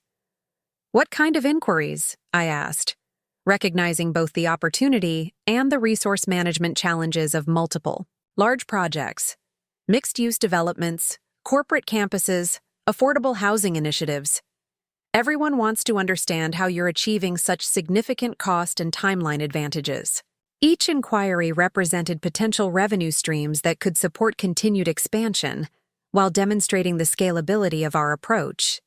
But multiple large projects would require even more aggressive hiring and partnership development than we'd planned for Patterson alone. I'd be happy to discuss opportunities once we have Patterson's execution well underway, I replied. Building a strong track record with our first major project is essential for long-term credibility. After ending the call, I reviewed our business trajectory with a mixture of amazement and strategic concern. 6 months ago, we'd been an unknown startup hoping for our first client. Today, we were negotiating $150 million contracts while managing inquiries from additional major developers. The growth was extraordinary, but it also created new challenges. Rapid scaling could compromise quality if not managed carefully, while industry visibility could attract competitive responses from traditional builders who recognized the threat we represented. My reflection was interrupted by an email notification from a construction industry publication requesting an interview about sustainable development trends and modular construction innovations. The subject line read, "Local startup secures major development contract." Industry media attention would generate additional client interest while establishing our thought leadership in sustainable construction, but it would also alert every traditional construction company to our growing market presence and competitive capabilities. I accepted the interview, recognizing that public visibility was now essential for attracting the talent and partnerships we needed for successful execution.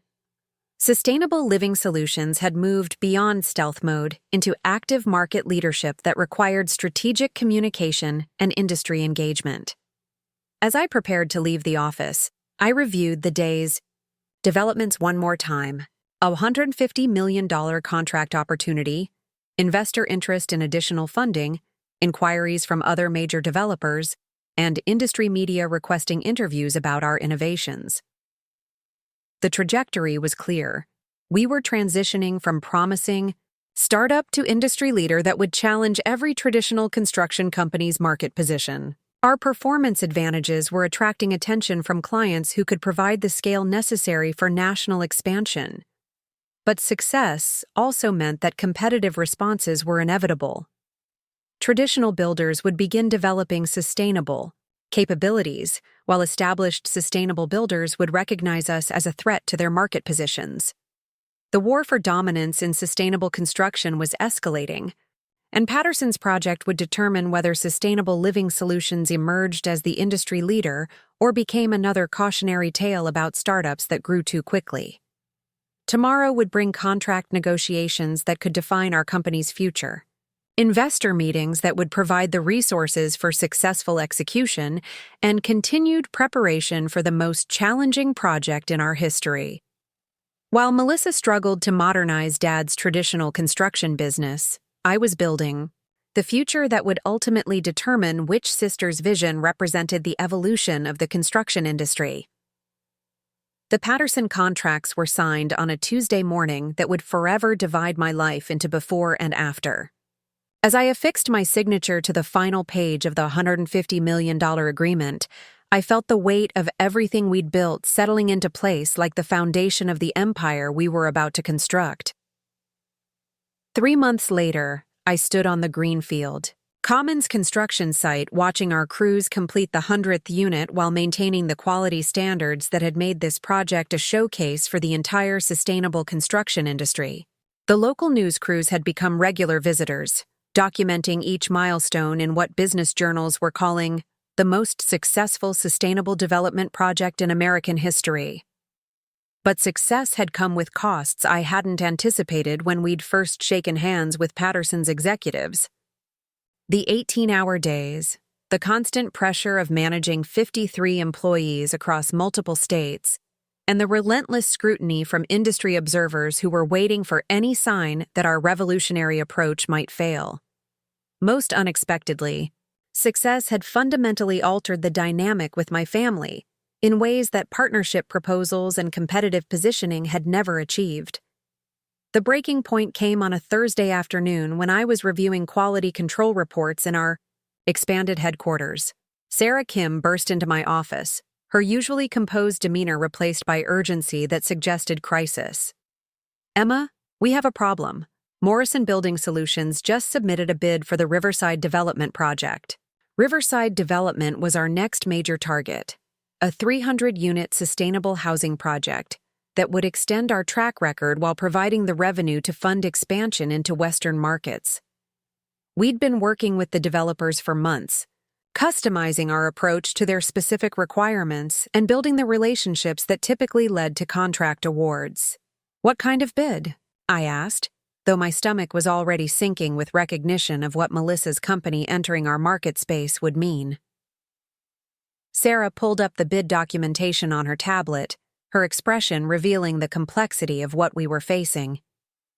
Traditional construction methods with sustainable material upgrades.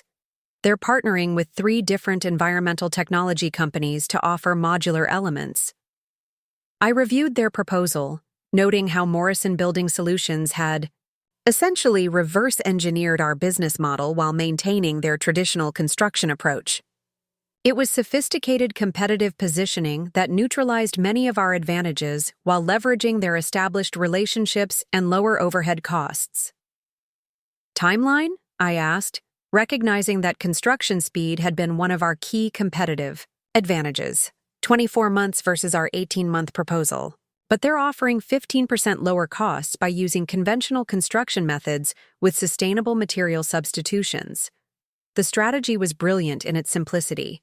Melissa had recognized that she couldn't match our modular efficiency, so she was competing on price while offering enough sustainability features to meet client requirements. It was exactly the kind of adaptive response that successful traditional companies used to counter innovative competitors.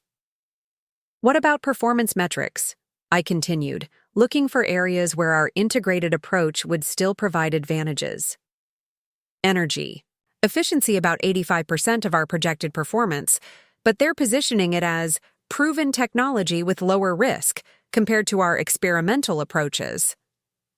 I closed the tablet, recognizing that Melissa had learned more from observing our success than I'd realized. Her bid wasn't just competitive. It was strategically designed to neutralize our advantages while exploiting the market perception that traditional companies offered safer choices for large-scale projects. "When is the decision deadline?" I asked. "Next Friday. The developers want presentations from both companies next week. 1 week to defend our market position against a family member who'd spent months studying our methods while developing countermeasures that leveraged her inherited advantages. The competition I'd been preparing for was finally here, and it was more sophisticated than I'd anticipated. That evening, I worked late developing our response strategy while fielding calls from team members who'd heard about Morrison Building Solutions' competitive bid. The challenge wasn't just winning one project. It was demonstrating that our innovative approach could compete with adaptive traditional builders who were learning to copy our methods. My strategic planning was interrupted by a call from Jennifer Park, whose investor network had apparently heard about our first direct competitive challenge. "Emma, Marcus mentioned that you're facing competition from your sister's company on the Riverside project. How are you positioning against traditional builders who've adopted sustainable elements?" It was the question that kept me awake at night. How to maintain competitive advantages when successful innovations were inevitably copied by established companies with greater resources and market relationships. Our integrated approach still provides superior performance and efficiency, I replied. But you're right that the competitive landscape is evolving rapidly.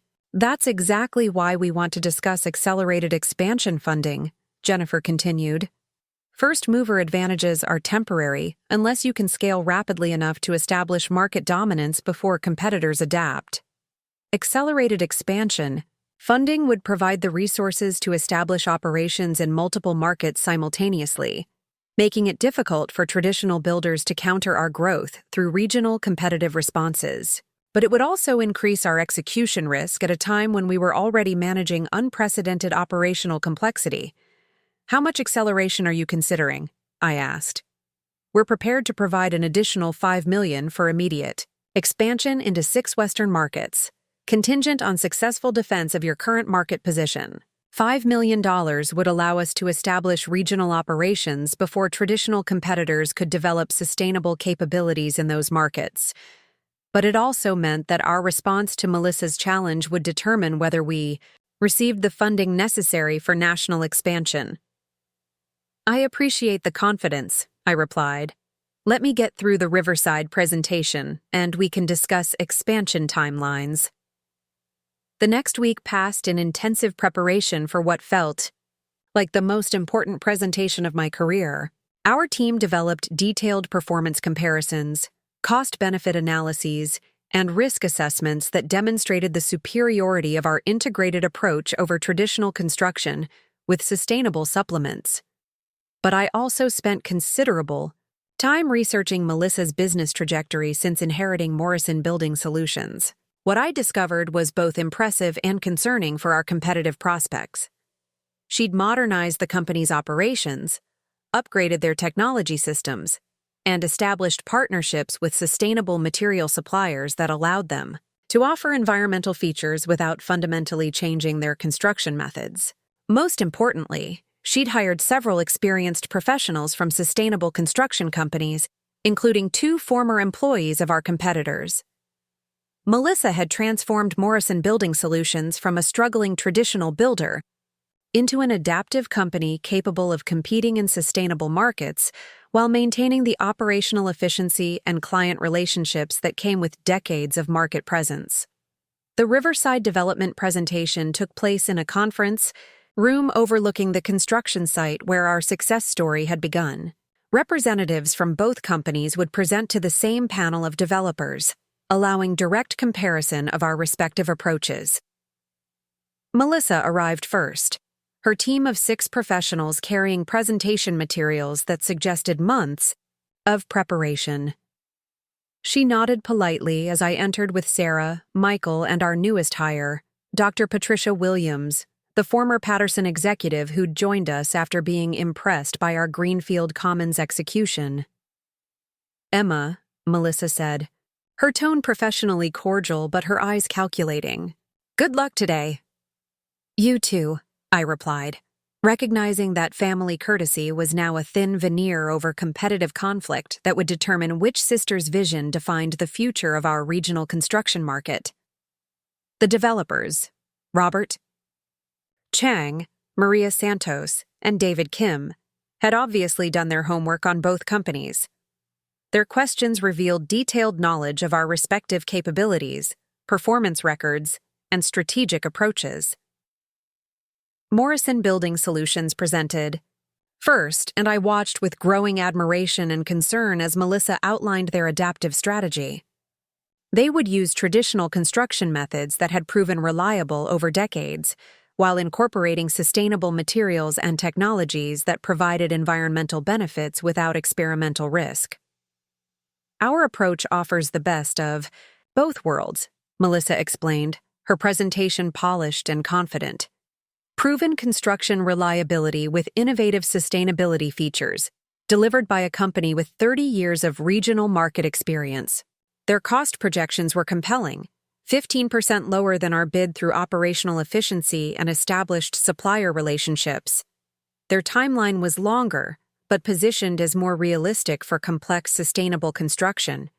Most importantly, they offered the security of working with an established company versus the risks of partnering with a rapidly growing startup. When our turn came, I knew we needed to demonstrate not just superior performance, but fundamental advantages that traditional builders couldn't replicate through sustainable material partnerships.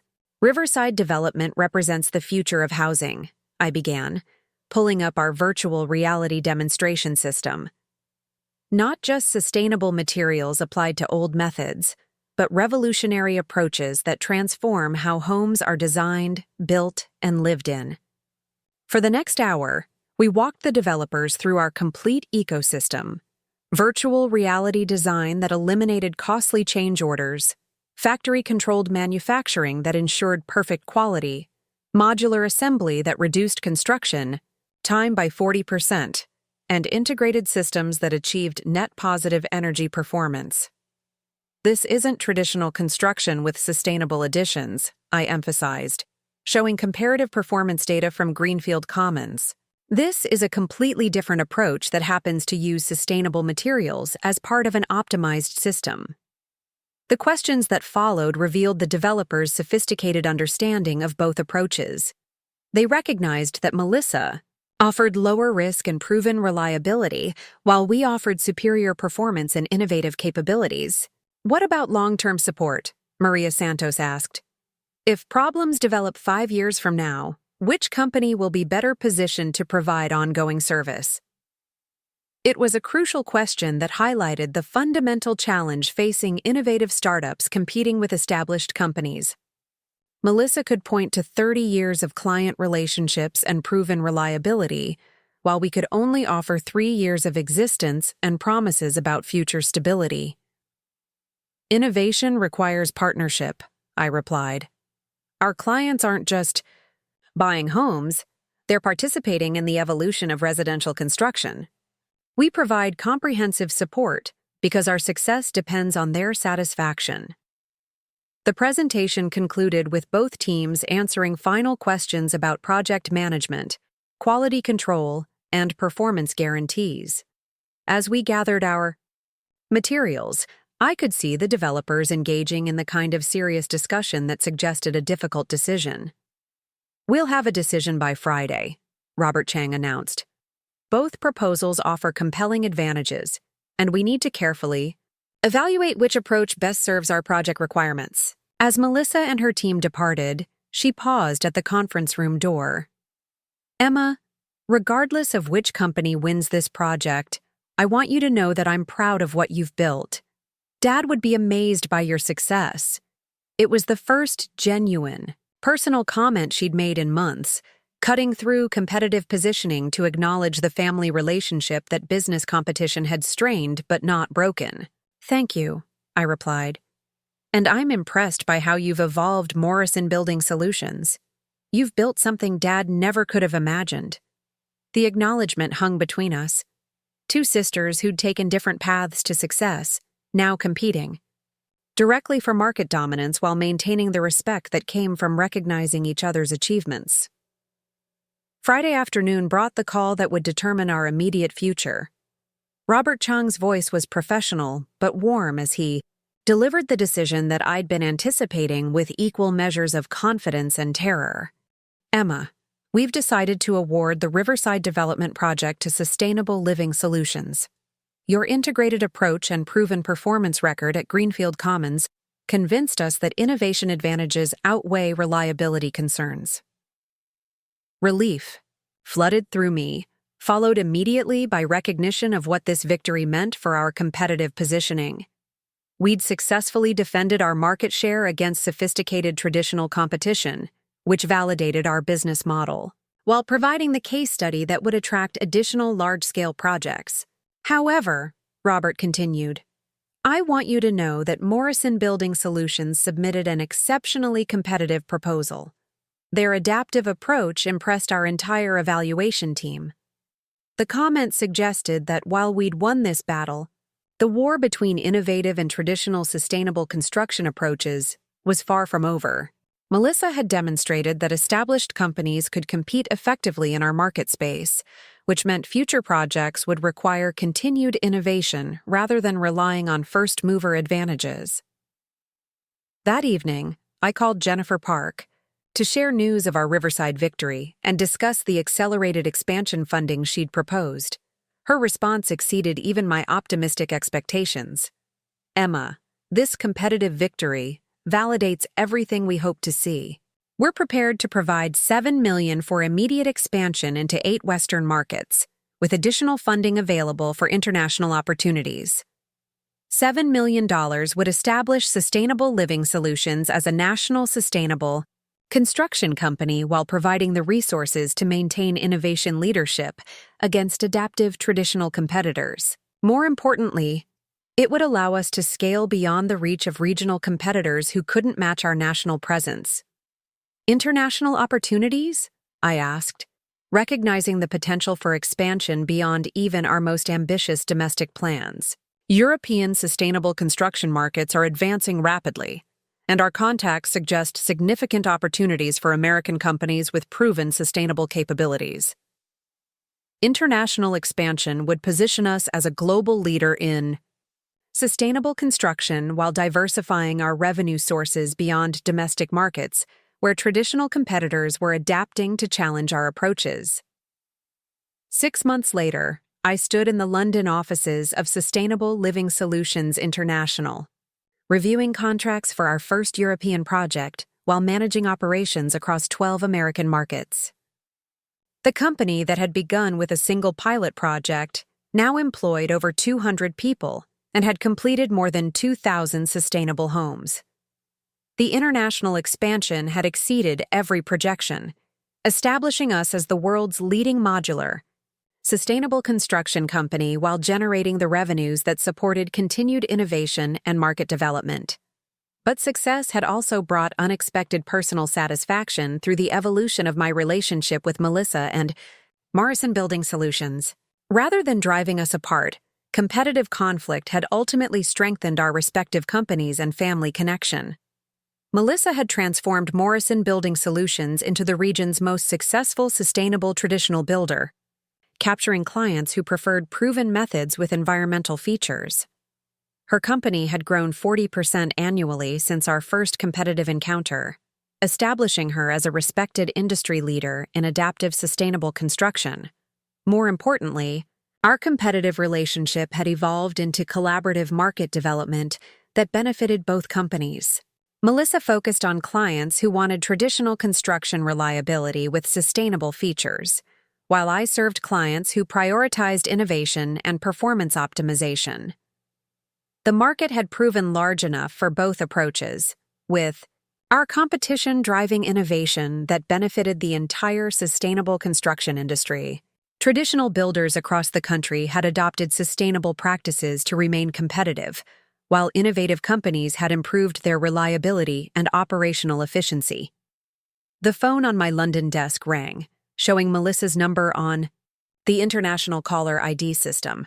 I answered, curious about why she might be calling during British business hours.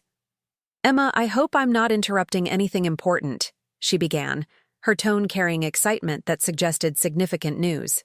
"Not at all. What's happening?" "I just signed a partnership agreement with Patterson Development Group for their next major project.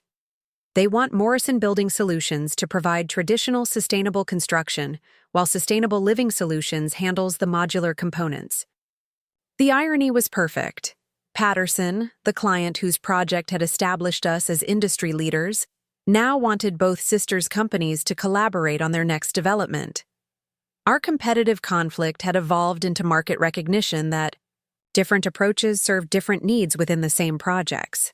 "That's fantastic," I replied, genuinely pleased by news that would benefit both companies while demonstrating the market's appetite for diverse, sustainable construction approaches. "Emma, there's something else. Mom wants to have dinner next week to celebrate both companies' success. She's been following our projects through business magazines, and she's proud of how we've both built on Dad's legacy." The invitation represented healing that extended beyond business success to family relationships that had been strained by competitive conflict, but strengthened by mutual respect and achievement. "I'd love that," I said, looking out at the London skyline where construction cranes marked sustainable development projects that our innovations had helped make possible. As I ended the call, I reflected on the unexpected journey that had led from Dad's funeral to international business success. The ideas he'd dismissed as too ambitious had become the foundation for revolutionary changes in sustainable construction, while the family business he'd left to Melissa had evolved into a respected leader in adaptive traditional methods. Both sisters had succeeded by building on different aspects of our shared heritage. Melissa by modernizing established approaches, and me by revolutionizing industry practices. Our success had validated different visions of how family businesses could evolve, while honoring the foundations that previous generations had established. The sustainable construction industry we'd helped create now employed thousands of people, provided affordable housing for families across 3 continents, and demonstrated that environmental responsibility could be achieved without sacrificing economic success. Most importantly, the competitive relationship that had once threatened. Family harmony had ultimately strengthened both our businesses and personal connection.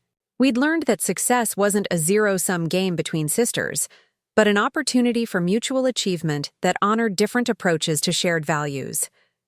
The legacy we were building together exceeded anything Dad could have imagined when he'd established his small construction company decades earlier.